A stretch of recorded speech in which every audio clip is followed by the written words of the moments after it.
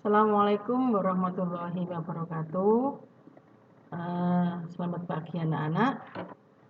Kita melanjutkan kembali pelajaran IPS bab 2, yaitu interaksi sosial dan lembaga sosial.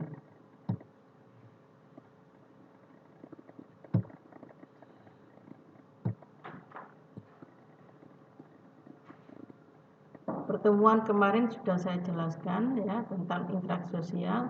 Sekarang syarat terjadinya interaksi sosial. Interaksi sosial adalah hubungan yang terjadi antara manusia dengan manusia yang lain, baik secara individu maupun dengan kelompok. Interaksi sosial adalah hubungan antara orang per orang, bisa juga antar kelompok manusia maupun antara individu dan kelompok. Nah, di dalam interaksi sosial, hubungan yang terjadi harus dilakukan secara timbal balik oleh karena kedua belah pihak. Artinya, kamu garis bawahi, kedua belah pihak harus saling merespon. Nah, jika seseorang bertanya, maka dia menjawab. Jika diminta bantuan, dia membantu. Jika diajak bermain, dia juga ikut bermain. Nah, dengan demikian disimpulkan bahwa manusia melakukan interaksi sosial dalam kehidupannya untuk memenuhi berbagai kebutuhan pokok. Apa saja itu? Nah, ada sandang, ada pangan, dan ada papan. Kebutuhan ketertiban juga terpenuhi juga. Kebutuhan pendidikan dan kebutuhan kesehatan. Bisa juga kebutuhan antar kasih sayang, baik kasih sayang terhadap manusia, dengan misalkan pada orang tua, pada kakak, dan pada adik. Syarat terjadinya interaksi sosial menurut Sujono Sukanto, syaratnya terjadinya interaksi sosial adalah kontak sosial dan komunikasi. Asumsinya atau penjelasannya kalian lihat sebagai berikut. Ada kontak sosial, berarti hubungan masing-masing pihak tidak hanya secara langsung atau bersentuhan fisik, tetapi juga tanpa hubungan fisik. Misalnya surat menyurat pada zaman dulu, kalau sekarang menggunakan WA, ya, SMS, telepon, dan lain sebagainya. Jadi hubungan fisik bukan syarat utama terjadinya interaksi sosial. Yang kedua yaitu komunikasi. Jadi menurut Sujono itu ada kontak sosial, ada komunikasi. Apa komunikasi? Nah, proses penyampaian pesan dari seseorang kepada orang lain yang dilakukan secara langsung maupun secara alat bantuan agar orang tersebut tanggap atau memberikan respon.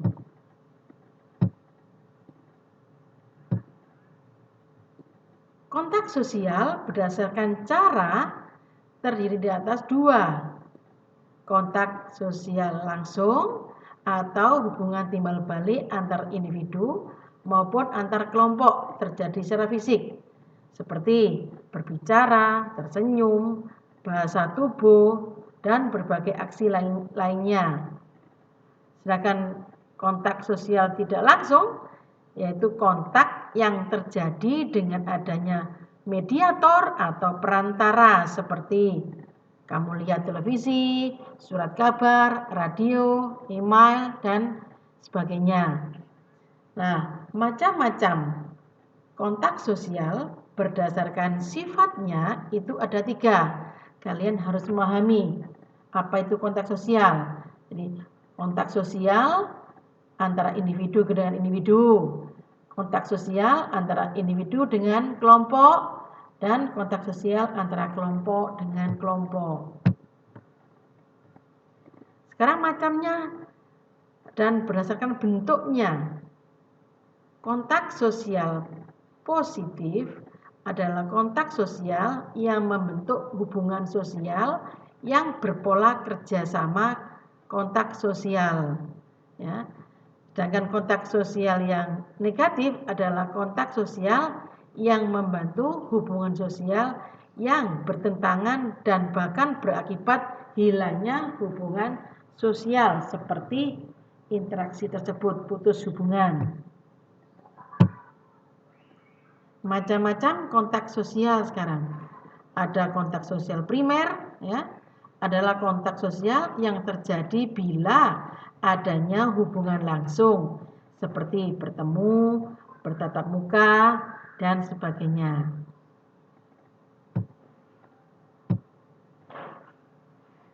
Komunikasi yaitu proses penyampaian pesan atau seorang pengirim yang disebut komunikator kepada penerima pesan yang disebut komunikasi baik secara langsung melalui lisan maupun secara tidak langsung menggunakan media dengan tujuan mempengaruhi pemikiran orang lain, mengubah sikap, mempengaruhi orang lain untuk melakukan sesuatu. Itu komunikasi. Komunikasi juga sebagai proses pertukaran pesan antara dua orang atau lebih, baik secara langsung maupun melalui media juga. Ada 3 tahapan komunikasi. Encoding, pada tahapan ini gagasan atau program yang akan dikomunikasikan diwujudkan dalam kalimat atau gambar. Dalam tahap ini komunikasi harus memilih ketaatan istilah kalimat dan gambar yang mudah dipahami atau bisa juga menghindari pengguna kode-kode yang sangat membingungkan komunikasi. Yang kedua, penyampaian. Apa penyampaian? Penyampaian adalah gagasan yang telah diwujudkan dalam bentuk kalimat.